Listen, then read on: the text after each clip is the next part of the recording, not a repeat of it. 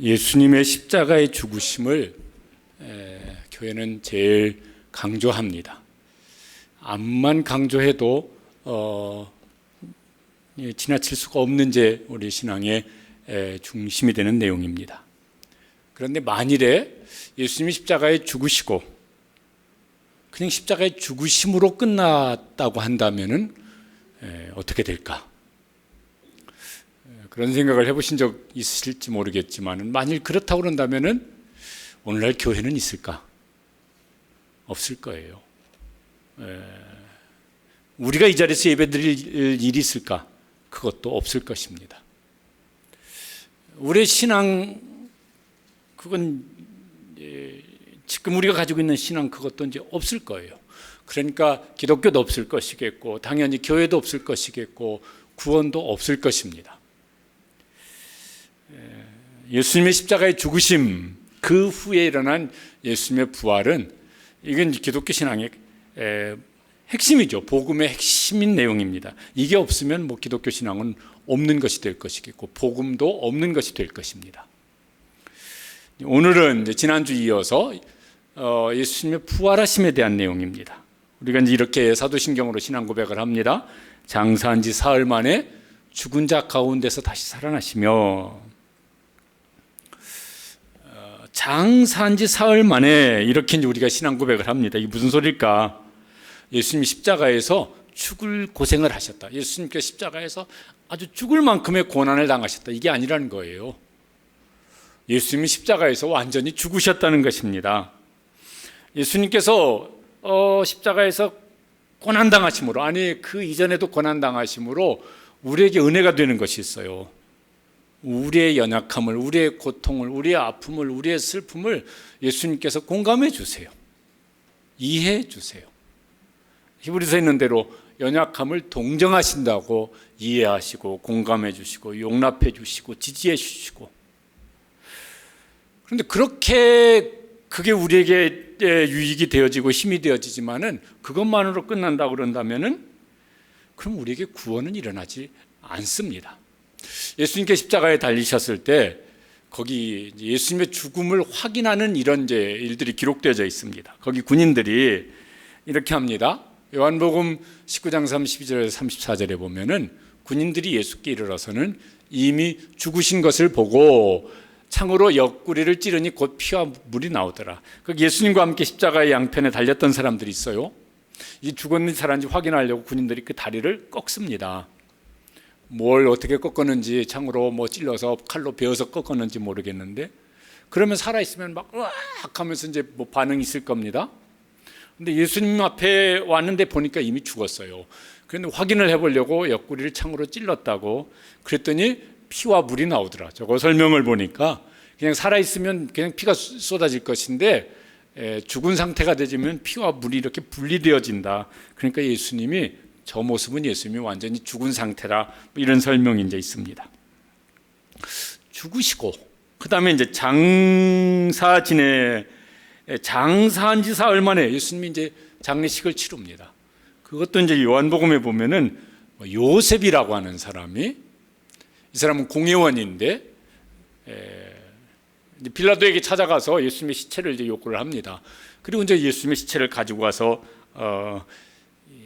자기가 죽으면은 그 장사 지낼 무덤을 미리 준비했는데 그 무덤에 예수님 이제 장사를 지냅니다. 또 거기 니고데모, 공회원인 사람 니고데모라고 하는 사람도 함께 이제 장례식을 치렀습니다. 그게 39절에 40절에 보면은 이렇게 장례식을 치르는 모습이 나옵니다. 일찍이 예수께 밤에 찾아왔던 니고데모도 예수의 시체를 가져다가 유대인의 장례법대로 그 향품과 함께 세마포로 쌌더라. 뭐냐면 예수님이 죽으셨다는 거예요. 예수님이 완전히 죽으셨다고 하는 것을 지금 여러 가지 말로 지금 이렇게 성경이 기록을 하고 있습니다. 만일에 예수님이 고난만 당하시고 죽으시지 않으셨다면 무슨 문제가 생길까? 예수님 무슨 채찍에 맞으시고 무슨 고통을 당하시고 그러셨는데 죽지는 않으셨어요. 그렇다면 무슨 문제가 생길까? 오늘 3절에 보면은 그러면 이제 이런 문제가 생길 것입니다. 3절 말씀 뒷부분인데 한번 읽어보시죠. 성경대로 그리스도께서 우리 죄를 위하여 죽으시고, 성경대로 죽으셨다는 거예요. 구약의 메시아가 오시면은 그가 사람의 죄를, 인류의 죄를 대신 짊어지시고 죽을 것에 대한 예언이 많이 있어요. 근데 예수님이 죽으시지 않으셨다면 이제 무슨 문제가 생기냐면은 그 예언이 성취되지 않은 거예요. 그 말은 뭐냐면은 성경의 구약에 예언된 말씀이 거짓이 돼버린다는 것이에요. 그럼 지금 우리는 이제 뭐 하는 사람이겠습니까? 그 거짓말인 성경을 읽고 무슨 믿는다고 이렇게 이상한 일이 이제 되어져 버릴 거예요. 또 하나는 우리 죄를 위하여 죽으시고, 우리의 죄의 삭은 사망이라 성경에 말씀하세요. 우리의 죄를 대신 죄값을 지불하려면 대신 죽어야 돼요. 그런데 예수님 죽으시지 않으셨다면 무슨 문제가 생깁니까? 우리의 죄값을 대신 지불하시는, 우리의 죄를 대속하시는, 이게 이제 안 일어나는 것이에요. 그러면 뭐 어떻게 되겠습니까? 우리는 여전히 죄 가운데 있는 것입니다. 구원받지 못하는 일이 생기는 것입니다. 그러니까 예수님이 죽지 않으셨다 그런다면요, 구원은 없어요. 기독교는 없어요. 교회는 없어요. 그러니까 예수님은 죽으셨어요. 죽으셔야 했고 죽으셨습니다. 그래서 죽으셨다고 하는 것을 이제 강조를 합니다. 만약 예수님 죽지 않으셨다면 하나님의 인류 구원에 대한 계획은 이거는요 완전히 무산돼 버리고 말았을 것입니다. 이제 우리 교회가 한 10년 좀 더 전에 장기기증 서약을 많은 분들이 하셨어요.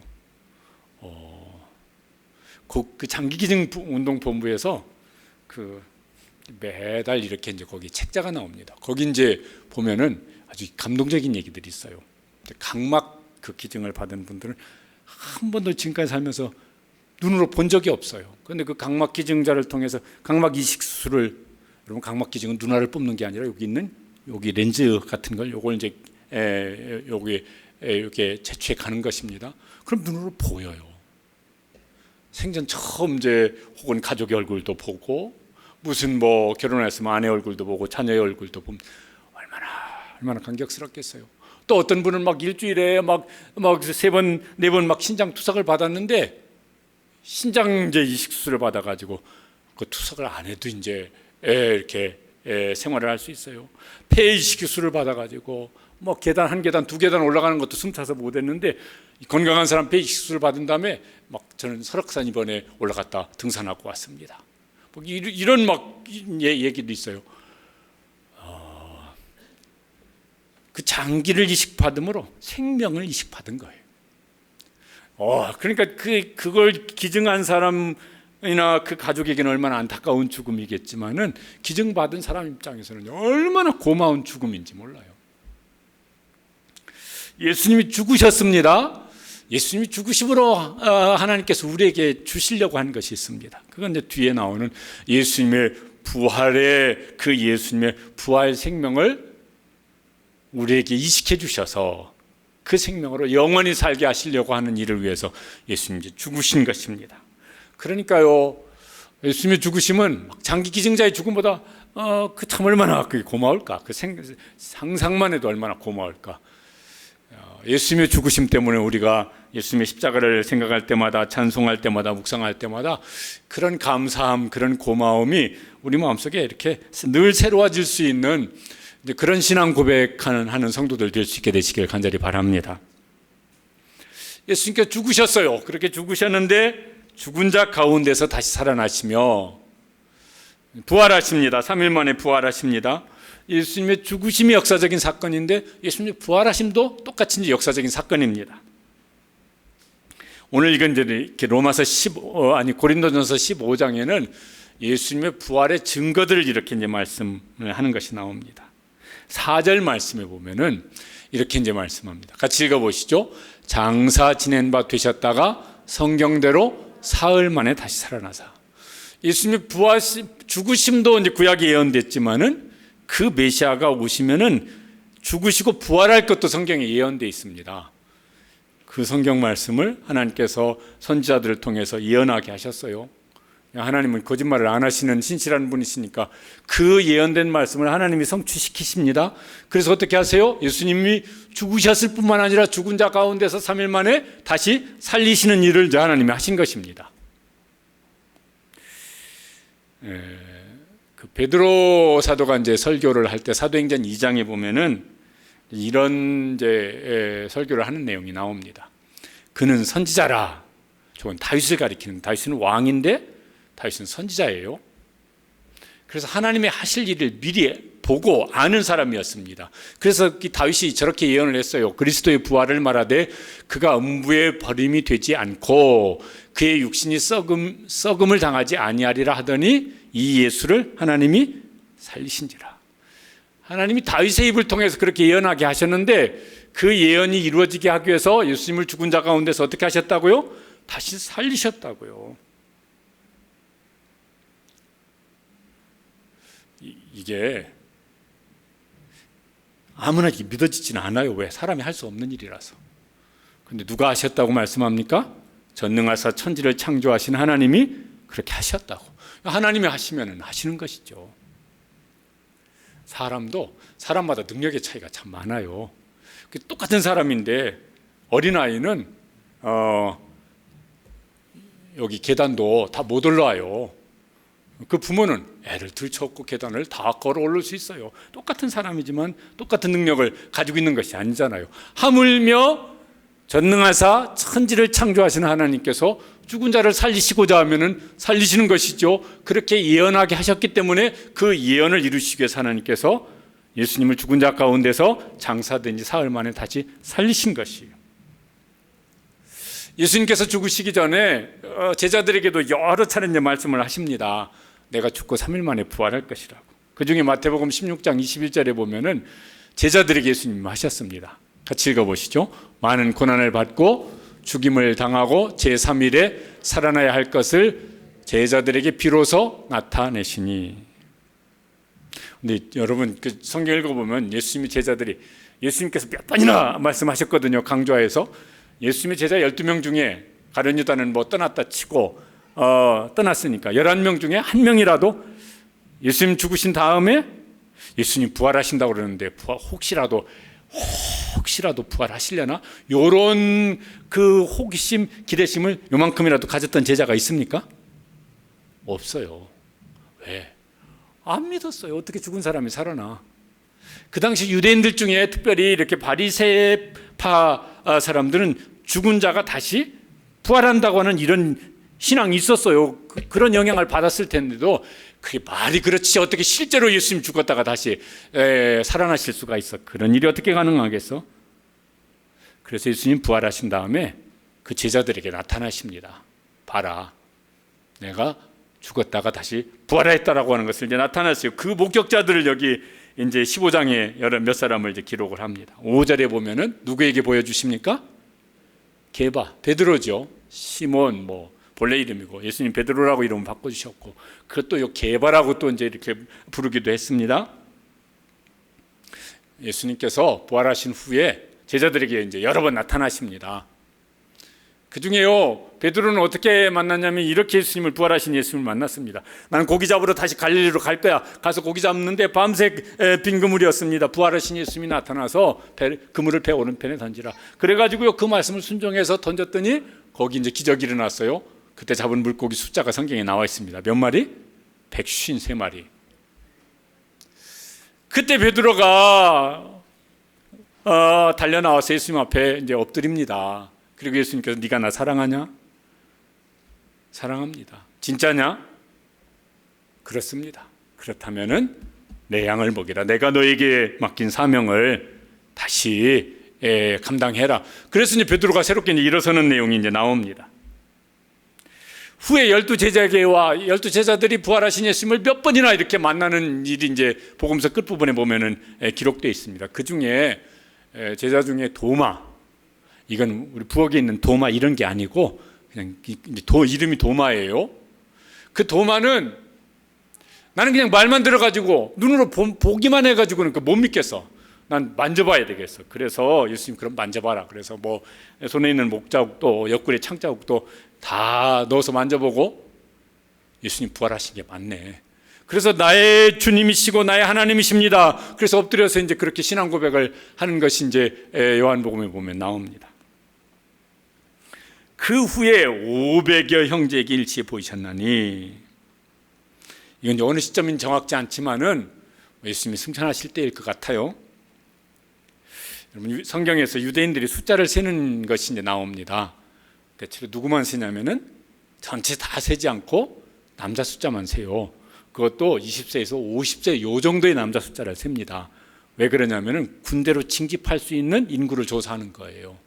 또 하나는 요 사람들이 이제 그때 다 그 나이 되면 결혼해서 어느 한 집의 가장이니까 세금을 징수하기 위해서 그렇게 이제 조사합니다. 그러니까 저기 500여 형제에게 보이셨나니, 요 말은 실제적으로 하면은 거기 여자, 어린아이, 뭐 노인 이렇게 다 합하면은 뭐 1000명이 될지 2000명이 될지 이제 훨씬 더 많아질 거예요.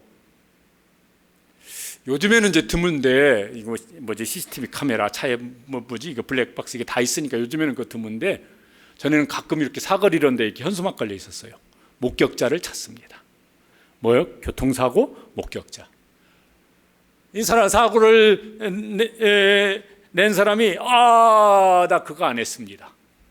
그랬는데 그 사거리에서 신호대기 하고 있던 거기 막 사람이 2명이나 혹은 3명이 경찰서에 찾아와서 우리가 봤습니다. 저 차가 신호 무시하고 확 들이받는 거 우리가 봤습니다. 그러면은 그 증인이 2명이 있고 3명 있어요. 그럼 이게 법적 효력이 있을까요? 없을까요? 있겠죠. 왜? 우리가 봤습니다. 그때 그렇게 와가지고 막 신호 뒤에서 꽝 받아버리는 거 봤습니다. 지금 바울 사도가 500의 형제에게 일시에 보이셨나니, 이게 뭘 이제 하려고 말하려고 하는 것입니까? 예수님은 죽으셨을 뿐만 아니라 분명히 부활하셨다. 지금 그 부활 목격자들 여기 지금 우리 중에 이렇게 많이 있다. 그 뒤에 이제 무슨 야고보에게 보이셨으면 그건 예수님의 동생 야고보였을 것 같고, 그 다음에 이제 자기도 이제 봤어요. 그래서 8절에 뭐라고 말을 하냐면은, 바울이 겸손한 분이죠. 대단한 사람인데 자기 자신을 저렇게 표현을 했습니다. 저는 겸손도 본받았으면 좋겠는데 한번 읽어보시죠. 맨 나중에 만삭되지 못하여 난 자 같은 내게도 보이셨느니라. 제가 한국식으로 표현하면 무슨 말일까요? 7푼이 8푼이 같은 나에게도 보이셨느니라. 그가 얼마나 예수님 믿는 사람들을 반대했고 박해했고 막 심지어 감옥에 가두고 막 죽이는 일을 앞장서서 하기도 하고, 그 무슨 부활이 되지도 않는 이게 뭔 소리야 이랬던 사람이, 그가 예수님 믿는 사람들 잡으러 갈 때 부활하신 예수님께서 빛으로 그에게 나타나셔서 사울아 사울아 내가 나를 왜 핍박하느냐, 누굽니까? 나는 내가 핍박하는 예수라. 그때 이제 그가 이제 인생이 뒤집어지죠. 그리고 부활하신 예수님을 만난 다음에 그가 이제 자기 평생 예수님의 죽으심과 부활을 증거하는 증인으로 이제 삽니다.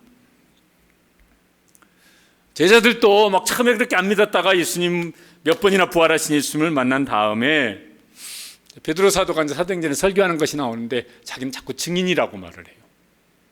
저렇게 이제 말을 합니다. 그리스도의 부활을 말하되 이 예수를 하나님이 어떻게 하신지라? 살리신지라. 우리가 이 일에 뭐라? 증인이라. 4장에도 저런 말을 하는데, 다시 뭐 예수가 죽었다가 부활했다 이딴 소리 한 번만 하면은 너희들 끝날 줄 알아. 그렇게 공회가 위협을 하는데, 그럴 수 없어. 우리 눈으로 봤다니까. 우리가 그 부활하신 예수님 우리가 직접 목격을 했고 만났고 같이 식사하고 같이 대화를 나눴었는데 무슨 소리를 하는 거예요. 우리는 예수님의 죽으심뿐만 아니라 예수님의 부활을 목격하고 그리고 그 현장에 함께 있었고 그 부활하신 예수님과 함께 지낸 우리는 증인입니다. 이러면서 이제 설교를 이제 합니다. 2000년 동안 교회는 예수님의 죽으심과 부활을 증거했습니다. 그러면 다 믿느냐면 다 믿지는 않아요. 에이, 그 말도 안 되는 소리. 이런 사람은 그렇게 해요.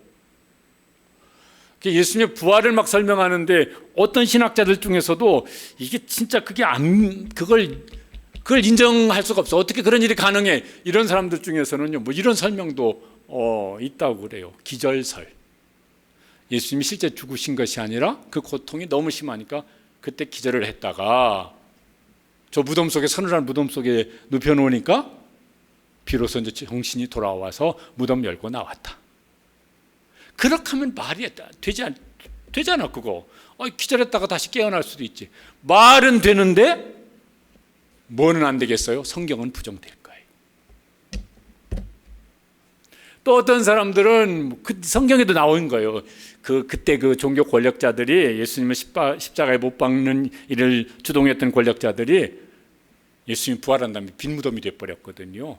그러니까 그때 그 경비를 섰던 군인들한테 돈을 주면서 제자들이 몰래 우리가 경비 서다가 깜빡 졸았는데 그때 시체를 훔쳐가 버렸어. 그렇게 소문내라고. 그 성경이 그때 당시 있었던 얘기를 그렇게 기록하는 것이 나옵니다. 어떤 사람들은 이렇게 환각설, 제자들이 요새 말로 하면 멘붕이 와가지고 막 이럴 때 예수님 부활한다고 그랬으니까 부활했으면 참 좋을 텐데, 그래서 그런 어떤 환각 상태에서 그들이 그런 말을 했다, 이런 말들도 있고 막 있어요. 이런 말들이. 그러면은 설득력 있는 말은 될 수 있을지 모르겠지만은 무슨 문제가 생겨요? 성경이 부정되어져요. 무엇도 없어져요? 복음도 없어져 버려요. 교회도 없어져 버려요. 예수님은 죽으시고 부활하셨어요. 여러분 그게 믿어지십니까? 여러분 예수님이 우리를 대속하기 위해 십자가에 죽으시고 3일 만에 부활하신 것이 진짜 믿어지십니까? 안 믿어지십니까? 믿어지시는 분 강요는 안 하고, 진짜 믿어지신 분들 한번 아멘으로 한번 대답해 보시고, 믿어지십니까? 그거 어떻게 믿어지는 거야? 이런 거. 안 믿어지신 분은 어떻게 그런 일이 나겠어? 이러죠. 요새는요 이렇게 막 무슨 길거리 다니다 먼 전문병원 이런 게 있더라고.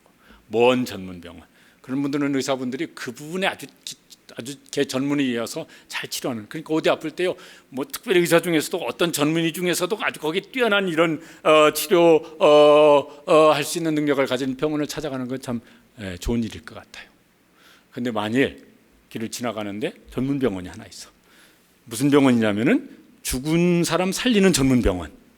이런 병원이 있으면 이 병원을 들어가는 게 잘하는 걸까요? 안 들어가는 게 잘하는 걸까요? 안 들어가는 게 잘하는 걸까요? 어떤 정신 나간 놈이 병원 이름을 죽은 사람 살리는 전문병원 이렇게 해놨어. 그렇게 취급을 해야지. 아니 어떤 의사가 죽은 사람을 살려요. 들어가 봤더니 그 의사 이렇게 명패 이런 게 있잖아요. 뭔 전문의, 의학 박사 아무개. 근데 딱 보니까 죽은 사람 살리는 전문의, 의학 박사, 조상구 이랬으면 그 의사한테 상담을 하는 게 이게 잘하는 걸까요? 아이고, 뭔 정신 나간 사람이 앉아 있는가 보네요. 돌아서는 게 잘하는 걸까요? 돌아서서 나오는 게 잘하는 거죠. 누가 죽은 사람을 살려요? 그런데 누구는 할 수 있습니까? 사람은 못해요. 사람의 능력으로는 못하잖아요. 하나님은 어떤 분이십니까? 전능하사 천지를 창조하시는 하나님이시니까 우리 인류 구원을 위해서 예수님 죽은 자 가운데 살리시고자 하시면은 살리시는 분이시죠. 그래서 우리를 구원하시기 위해서 하나님께서 예수님을 죽은 자 가운데서 살리셨습니다. 천지를 창조하신 하나님께서 그렇게 하시고자 하면 그걸 왜 못 하시겠어요? 우리에게는 감사하게도 그걸 믿어지는, 아까 아멘 하시는 분들은 저는 안 믿어져요. 그런 분들은 하나님께서 믿어지는 은혜를 주시기를 주님의 이름으로 축복합니다. 믿어져야 믿거든요.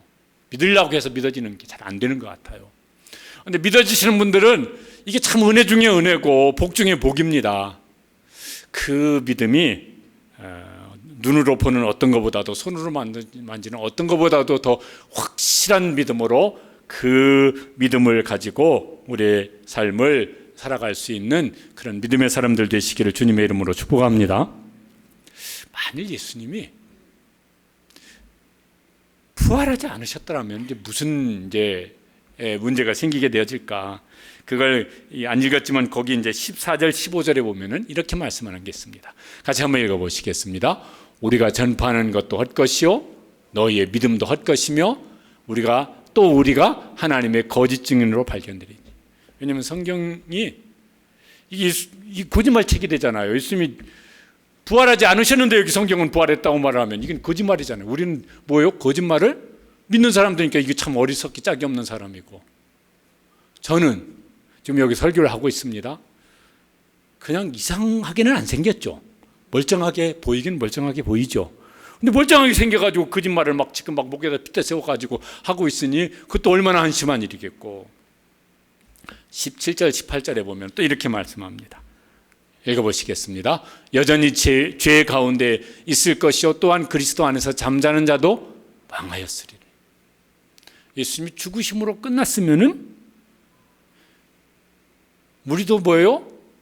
예수님과 함께 그냥 죽음 상태에 머물러 있게 되어지는 것이. 그럼 그 말은 죽음은 죄에 대한 형벌인데 여전히 죄에 대한 형벌 아래 우리도 그냥 매여 있는 사람이 되어질 것이. 그리스도 안에 잠자는 사람도 망하였으니 그냥 그 죽음으로 그냥 끝나버리니까 소망이 없는 것이죠. 만약 예수님이 부활하지 않으셨다면은 그냥 그거로 이제 우리 신앙이라고 하는 것이 그거로 끝날 것이에요. 그런데 성경은 그렇게 말씀하고 있지 않잖아요. 또 19절에 보면 이렇게 말씀합니다. 같이 읽어보시죠. 만일 그리스도 안에서 우리가 바라는 것이 다만 이 세상의 삶뿐이면 모든 사람 가운데 우리가 더 불쌍한 사람이 되리라. 우리는 예수님을 믿기 때문에 때로는 십자가를 지기도 하고 때로는 좁은 길을 가기도 하고, 다른 사람들은 십자가 없이 그냥 자기 좋은 대로 자기 편한 대로 살아야 되는데 오늘도 이 더운 날 여기 앉아서 우리는 에어컨도 이렇게 좀 시원찮아가지고 시원하지도 별로 않은데 앉아서 또 막 애들은 막 또 수련회 간대요. 보니까 또 밖에 비가 오고 있더만. 또 막 어떤 것은 나는 주님을 위해서 막 이렇게 헌신하겠습니다. 어제도 김종홍 선교사님 만났는데 그게 그냥 우리가 이 세상에 사는 것이 다라고 그런다면 뭐하러 그런 일을 하겠어요. 뭐하러. 또 막 애들 교육 때문에 지금 막 여러 가지가 막 이렇게 얽혀 있어서 잘 좀 해결돼야 되겠는데 부모로서는 얼마나. 그 사모님은 또 상담받으러 다닌다고, 애들도 상담받으러 다닌다고 그러더라고. 막 무슨 막 사명이니 무슨 뭐 헌신이니 헌금도 해. 다른 사람은 그거 가지고 맛있는 거 먹고 가고 싶은 데 가고 그러는데 우리의 삶이 이 세상뿐이면 가장 불쌍한 자가 되리라. 그러면 이제 기독교는 완전히 거짓 종교요, 성경도 거짓말책이요. 2000년 동안 기독교인들은 한심한 말도 안 되는 소리에 사기당해가지고 지금도 뭐 천주교 포함해서 아마 한 27억쯤 된다고 통계해 보니까 그렇게 된데, 이 사람들은 또 뭐예요? 여러분, 세상에 어떤 거짓말이 2000년 동안 통하고 어떤 거짓말이 수십억을 속일 수가 있고 그것을 수천 년 동안 속일 수가 있고, 그것도 참 말이 안 되는 소리예요. 그 거짓말을 위해서 인생을 걸고 그 거짓말을 위해서 목숨을 걸고 이런 거짓말이 어디가 있을 수 있겠어요? 예수님은 하나님께서 우리를 구원하시기 위해서 하나님의 예언하신 성경의 말씀대로 죽으시고 성경 말씀대로 하나님께서 죽은 자 가운데 다시 살리셨습니다. 그리고 우리에게 그게 사실이기 때문에 그게 믿어지는 믿음을 주셔서 우리는 신앙 고백을 합니다. 죽은 자 가운데서 다시 살아나시고. 그런데 그 예수님 죽으신 것이 나하고 뭔 상관이 있어야 되는데, 그 나하고 아무 상관이 없는 일이라고 하면, 그 남의 일이라고 하면은 뭐 그 예수님 죽으셨던들 부활하셨던들 나하고 뭔 상관이 있어? 상관이 없으면 그것도 소용없는 일이죠. 무슨 상관이 있느냐? 성경에 이제 이 얘기들로 신약 성경에 이제 가득합니다. 그 중에 로마서 4장 25절에 보면 이런 말씀이 있습니다. 같이 읽어보시겠습니다. 예수는 우리가 범죄한 것 때문에 내어줌이 되고 또한 우리를 의롭다 하시기 위해 다시 살아나셨느니라. 예수님이 우리의 죄를 짊어지시고 십자가에서 대신 죽으심으로 우리의 죄가 요새식으로 말하면요, 말소되어졌어요. 이제 8.15가 가까워지는데 그때 되면 뭐죠? 사면 복권 뭐 이런 걸 이제 아마 대통령이 뭘 하겠죠. 그 중에 어떤 막 죄 같은 건 막 이렇게 경범죄 이런 건요, 전과 기록이 있어. 막 무슨. 근데 그거 말소해줘. 예수님의 십자가로 우리의 죄를 영원토록 말소해 주셨어요. 예수님의 십자가의 피로 우리의 죄를 다 지워주셨어요. 영원토록.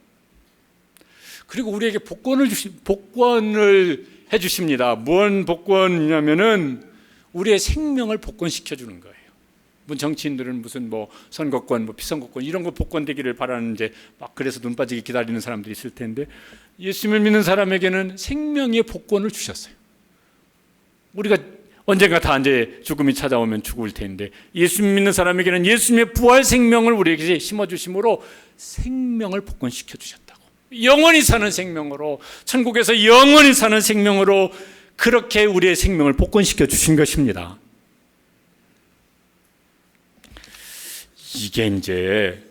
이게 생각하면은 이런 복이 없어요.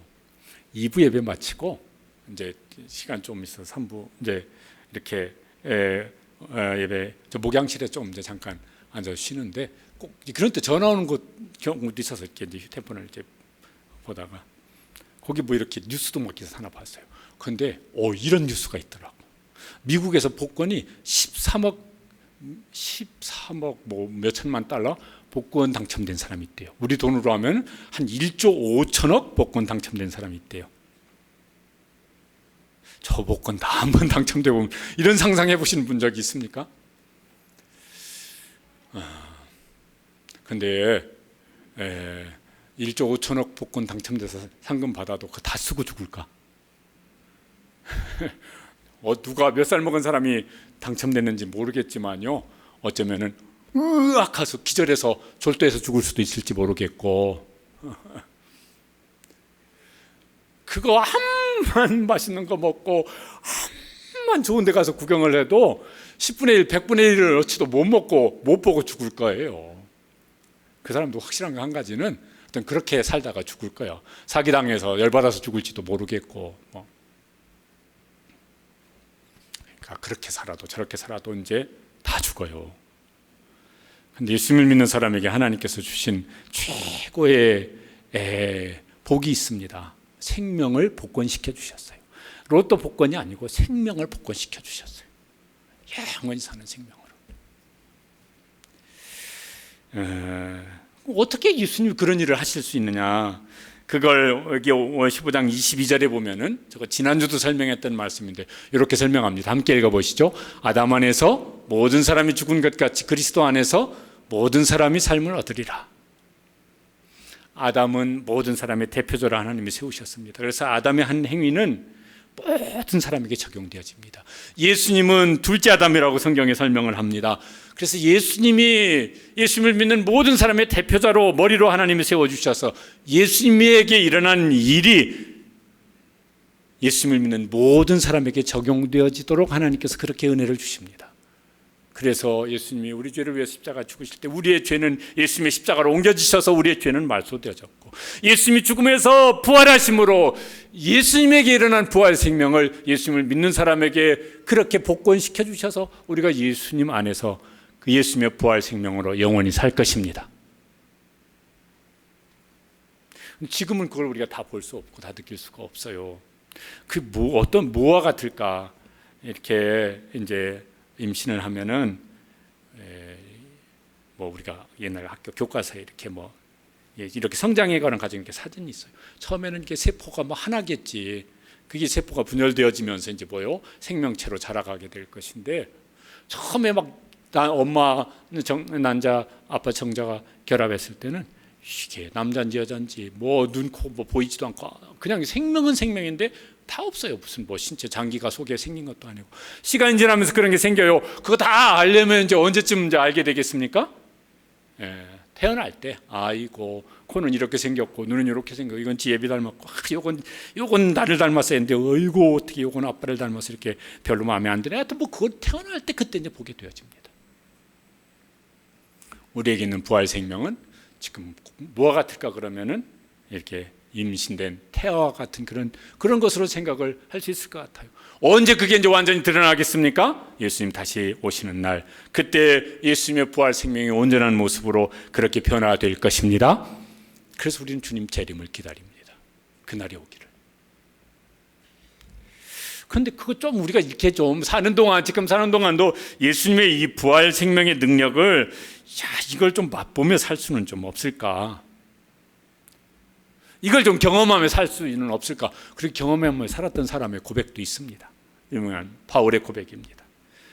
갈라디아서 2장 20절, 저 말씀 우리가 이제 많이 암송을 하는데 같이 한번 읽어보시죠. 내가 그리스도와 함께 십자가에 못 박혔나니 그런즉 이제는 내가 산 것이 아니요 오직 내 안에 그리스도께서 사시는 것이라. 내가 그리스도와 함께 십자가에 못 박혔다는 건 내가 죽은 거예요. 내 생각이, 내 욕심이, 내 고집이, 내 욕망이, 내 자아가 죽고, 그럴 때 바울이 뭘 경험했냐면 예수님의 생명의 역사가 내 생각 속에 나타나고 내 마음 속에, 내 정신 속에, 내 감정 속에, 내 삶의 목적 속에, 내 삶의 방식 속에 예수 그리스도의 생명의 역사가 나타나는구나. 와, 근사하구나. 그게 참 고생스럽기도 하고 고통스럽기도 하고 그랬는데, 자기 속에 내가 살아가는 것이 아니라 내 안에 부활하신 예수님이 나를 살아가게 하시는 거예요. 내 인생을 살아내게 하시는 거예요. 그러면서 그 얼마나 이렇게 멋진 인생을, 얼마나 하나님의 사람으로서 근사한 인생을 살았습니까? 그거를 더 경험하기 위해서 나는 날마다 죽노라, 이런 고백을 하면서 이제 신앙생활을 했었습니다. 부활의 주님이 우리를 위해서 이제 그냥 저 보좌 우편에 앉아 계셔 가만히 계시는 게 아니고, 부활하신 주님께서 우리를 위해 사신 일들이 성경에 이제 막 많이 있어요. 그 중에 로마서 8장 34절에 보면은 저런 일을 하신다고. 같이 읽으시죠. 다시 살아나신 이는 그리스도 예수시니 우리를 위하여 뭐 하신다? 간구하시는 자신이라. 보좌 우편에 앉으셔서 우리를 위해서 간구하고 계시다고. 우리가 뭘 어떻게 기도해야 될지도 모르는데 부활하신 주님께서 보좌 우편에서 아버지 하나님께 우리를 위해 간구하고 계시다고. 그 어떤 사람이 그걸 알까 그러면 늘 기도하는 사람이 그걸 조금 더 경험하고 실감할 수 있을 거예요. 그래서 우리도 기도해야 합니다. 그런데 어쨌든 예수님 저희를 하신다. 또 예수님께서 그 승천하시기 전에 제자들에게 하셨던 말씀인데, 마태복음 28장 20절에 보면은 저렇게 이제 말씀을 하십니다. 약속을 하신 것이죠. 내가 세상 끝날까지 너희와 항상 함께 있으리라. 어떤 형편, 어떤 상황 속에 있든지 그러면 괜찮을 것 같아요. 항상 함께 계시고. 근데 그것이 우리 속에 그런 믿음의 확신도 있고, 그걸 우리가 삶의 여러 가지 이런저런 어려움을 겪을 때, 아, 주님이 지금 내 손 붙잡고 계시는구나, 이걸 경험할 수 있으면은, 그러면 웬만한 일을 겪어도 괜찮을 것 같아요. 왜? 주님이 내 손 붙잡고 가시는데 뭐. 또 이런 말씀도 있습니다. 이건 예수님이 이제 십자가 죽으시기 전날 저녁에 하셨던 말씀인데, 저런 말씀을 하셨어요. 읽어보시죠. 내가 너희를 위하여 거처를 예비한, 거처라는 말은 집이에요. 살 집이에요. 내가 너희를 위해서 살 집을 예비하러 가고, 그것을 이제 준비하면 내가 너희에게로 다시 와서 너희를 나 있는 곳에 인도하리라. 살 집 때문에 걱정은 안 해도 괜찮으십니다. 왜냐하면 우리는요 분양받았어요. 어디에? 천국에 영원히 살 집을 분양받은 사람들입니다. 저거 영어 성경 중에 어떤 거에는요 Mansions in Heaven 이렇게 번역을 했는데, 그게 이렇게 마음에 와닿더라고요. 하나님께서 하늘에 맨션을 준비해 놓으셨어요. 여기 사는 동안에는 뭐 이 집 살든 저 집에 살든요 다 잠깐 살다 이제 갑니다. 오래 살아봤자 몇십 년이에요. 물론 그 몇십 년도 굉장히 우리 영원토록 중요한 시간입니다. 우리가 여기 몇십 년 사는 인생 동안 하는 일이 우리의 영혼을 결정짓는 일이니까, 이 몇십 년 사는 것은 결코 이게 무슨 뭐 헛된 시간은 아닙니다. 우리가 여기 몇십 년 살면서 심는 씨앗이 영원토록 열매를 거두게 될 것입니다. 그러니까 이 몇십 년 사는 시간은요 굉장히 중요한 시간이에요. 그런데 그래도 잠깐이에요. 지나가 버리면 금방이에요. 그 다음에는 뭡니까? 하나님께서 예수님을 믿는 사람을 위해서 하늘에 집을 예비해 두시고 그 집에 영원히 살게 하실 것입니다. 집 걱정은 너무 안 하셔도 괜찮을 것 같아요. 이 집에 살면 이 집에 살고, 저 집에 살게 되면 저 집에 살고, 그렇게 사시다가 그 다음에는 뭐예요?